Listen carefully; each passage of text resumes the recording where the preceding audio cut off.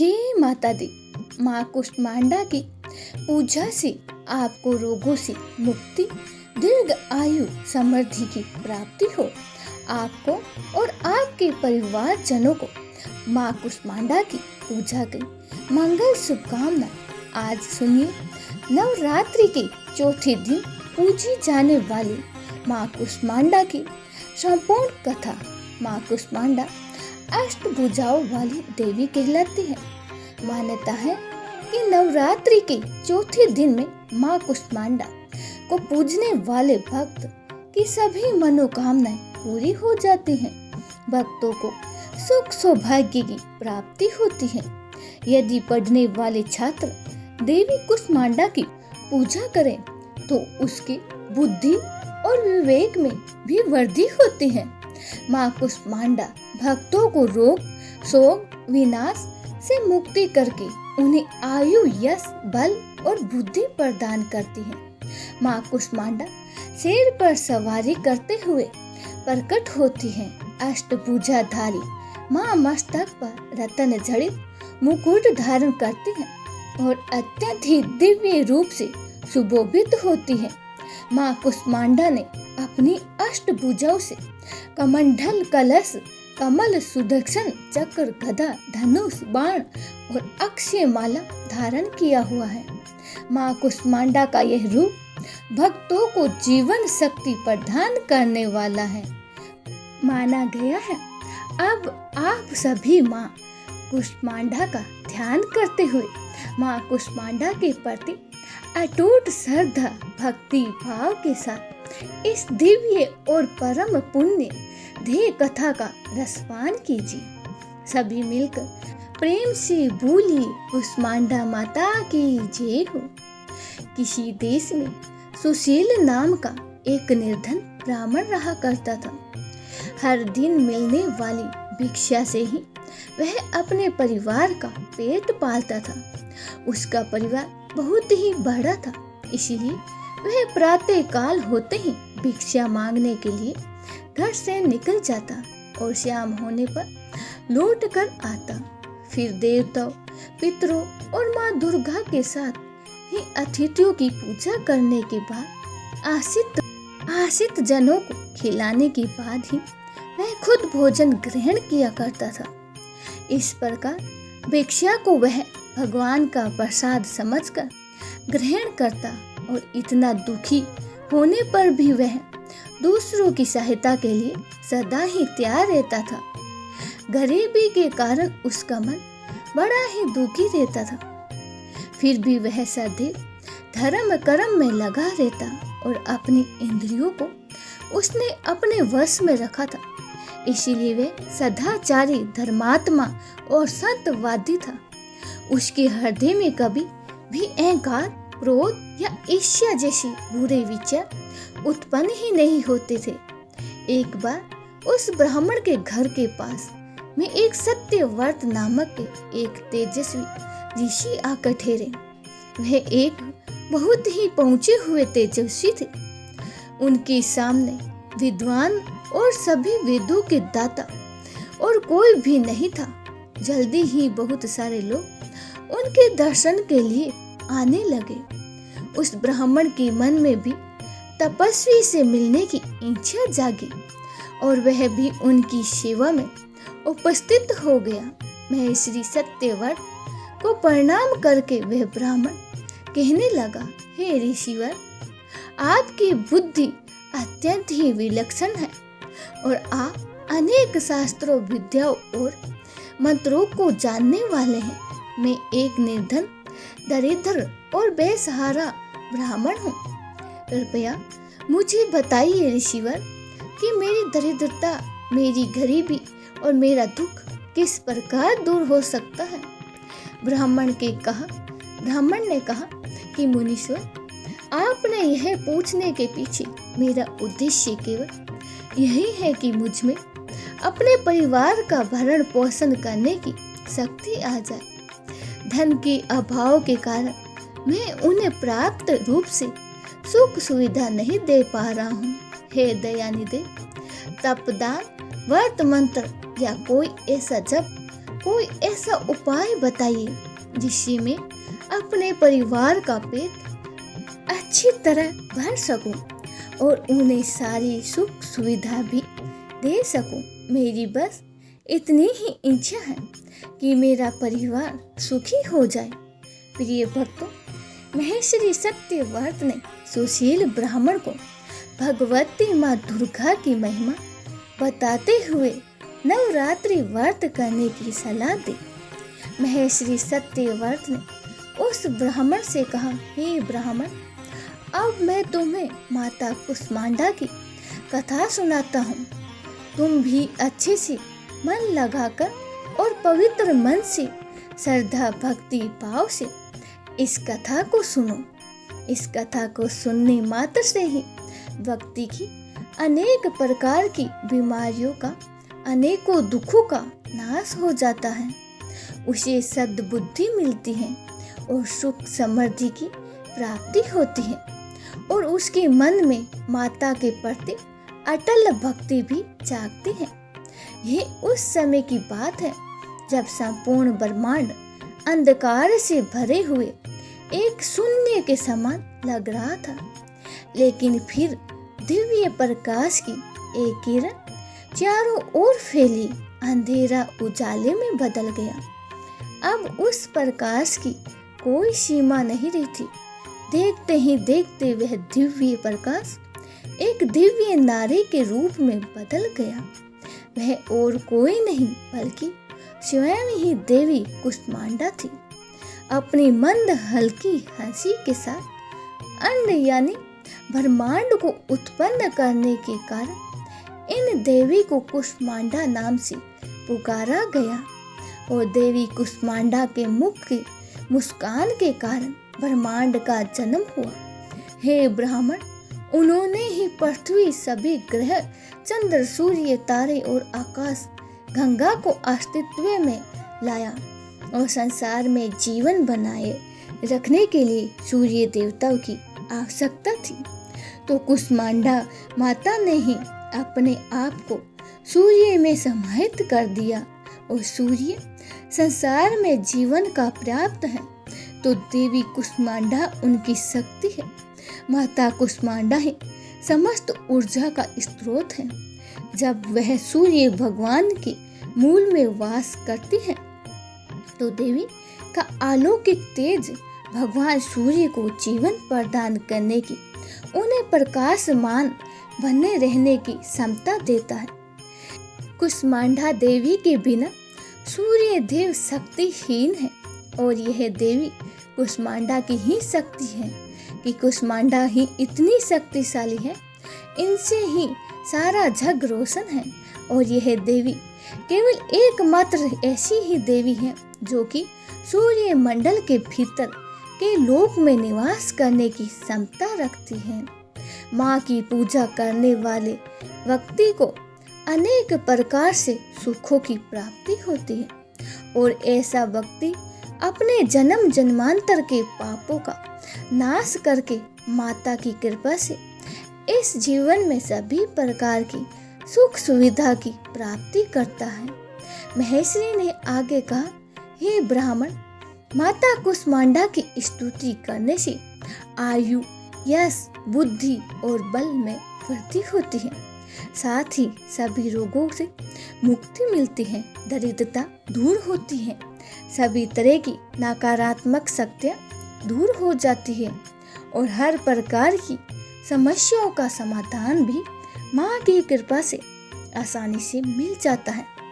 इनकी पूजा करने से सुख, समृद्धि और उन्नति मिलती है, दुख, विपत्ति और कष्ट से मुक्ति मिल जाती है।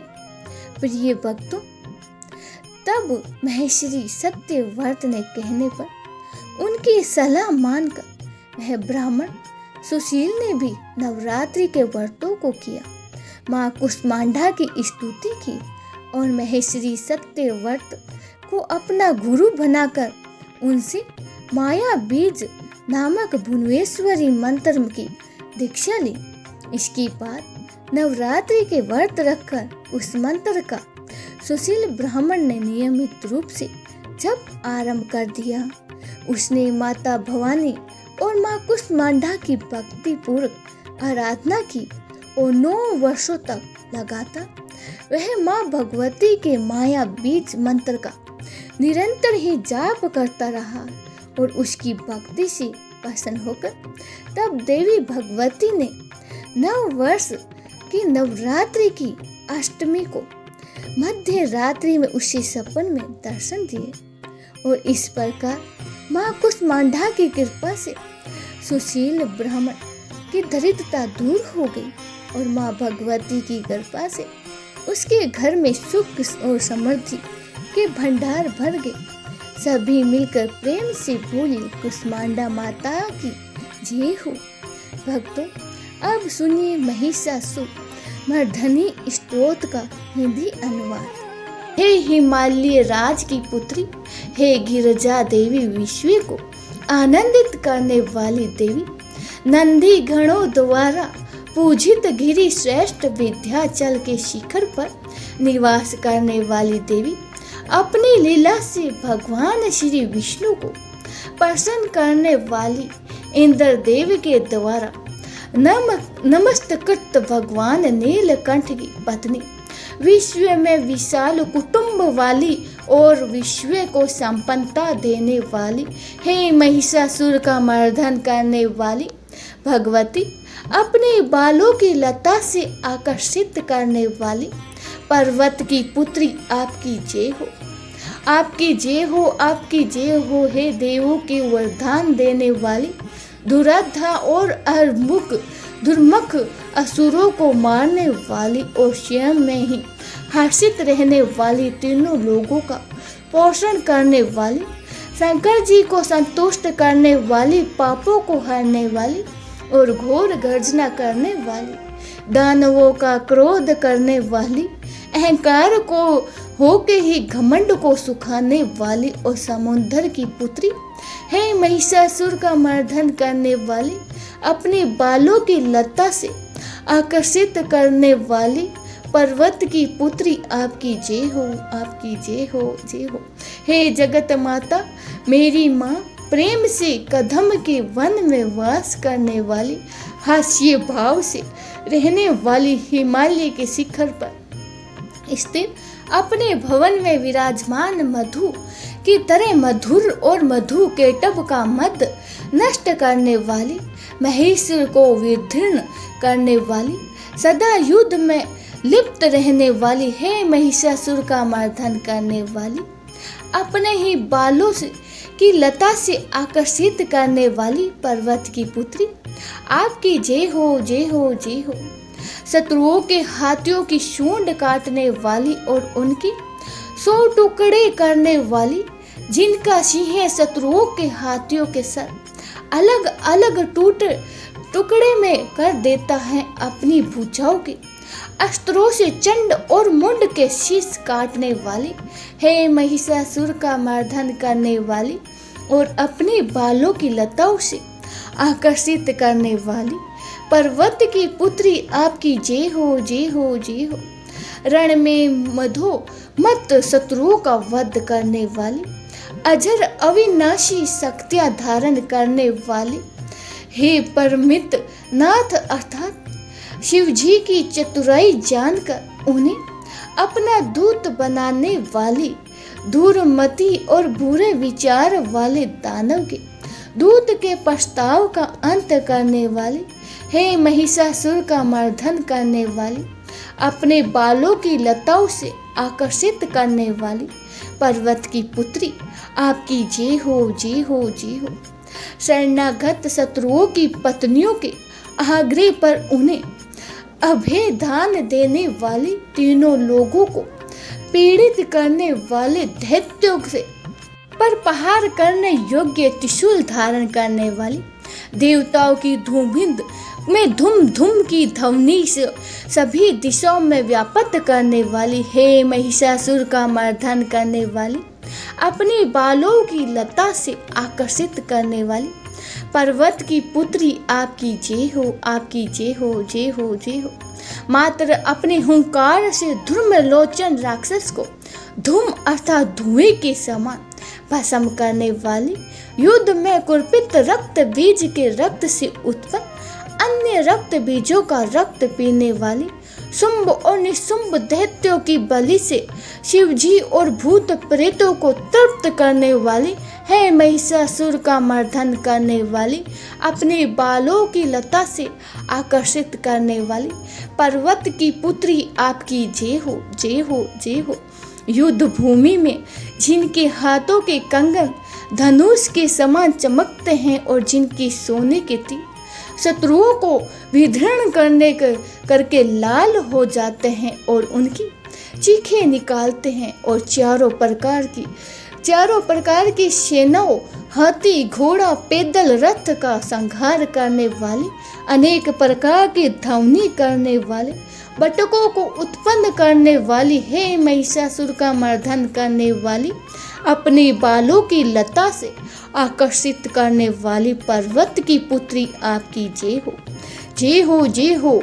हे देवाघना के तत्था थई थई आदि शब्द से युक्त भाव में है नृत्य में मगन रहने वाले, कुकुत हडकित गीतों को सुनने में लीन मगध की धुम धुंग धीमी धीमी आदि गर्वधिनी ध्वनि सुनने से लिप्त रहने वाली, महिषासुर का मर्दन करने वाली, अपने बालों की लता से आकर्षित करने वाली, पर्वत की पुत्री आपकी जय हो, आपकी जय हो, जय हो, जय हो। जयकार करने और स्तुति करने वाले, समस्त विश्व के द्वारा नष्ट कृत्य अपने नुपुर के झनक झनक और झिम झिम शब्दों से भूतपति महादेव को मोहित करने वाली, नटी नटों के नाट्य अर्धनारीश्वर के नृत्य से सुशोभित नाटिका में तल्लीन रहने वाली, है महिषासुर का मर्दन करने वाली,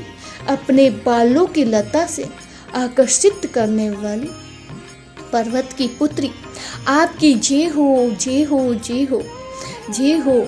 आकर्षण कर क्रांति के साथ ही अति सुंदर मन से युक्त और रात्रि के आश्चर्य अर्थात चंद्रदेव की आभा को अपने चेहरे की सुंदरता से फीका करने वाली, काले भंवरों के समान सुंदर नेत्रों वाली, है महिषासुर का मर्दन करने वाली, अपने बालों की लता से आकर्षित करने वाली, पर्वत की पुत्री आपकी जय हो, जय हो, जय हो।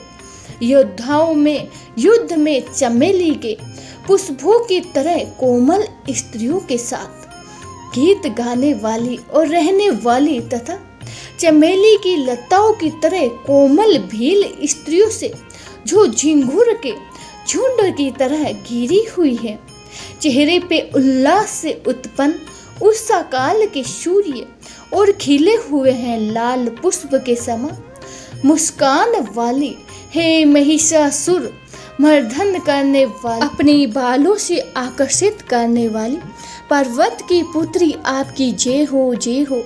जिसके कानों से लगातार मद बहता रहता है उस हाथी के समान उत्तेजित है गर्जेश वरी तीनों लोगों के आभूषण रूप सौंदर्य शक्ति और कलाओं से सुशोभित है राजपुत्र सुंदर मुस्कान वाली स्त्रियों को पाने के लिए मन में मोह उत्पन्न करने वाली मनमत की पुत्री के समान है महिषासुर का मर्दन करने वाली, अपनी बालों की लताओं से आकर्षित करने वाली पर्वत की पुत्री आपकी जय हो, जय हो, जय हो।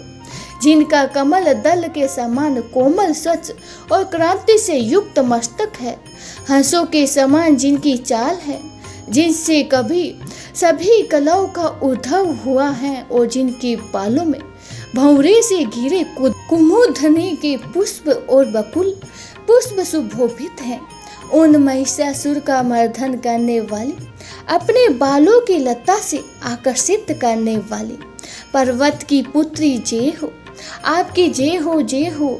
जिनके हाथों की मुरली से बहने वाली ध्वनि से कोयल की आवाज भी लज्जित हो जाती है, जो खिले हुए फूलों से रंगीन पर्वतों से बिछड़ी हुई पुलिन जनजाति की स्त्रियों के साथ मनोहर गीत गाती हैं, जो सद्गुणों से संपन्न सबरी जाति की स्त्रियों के साथ खिलती हैं उन महिषासुर का मर्दन करने वाली, अपने बालों की लता से आकर्षित करने वाली पर्वत की पुत्री आपकी जय हो जय हो जय हो।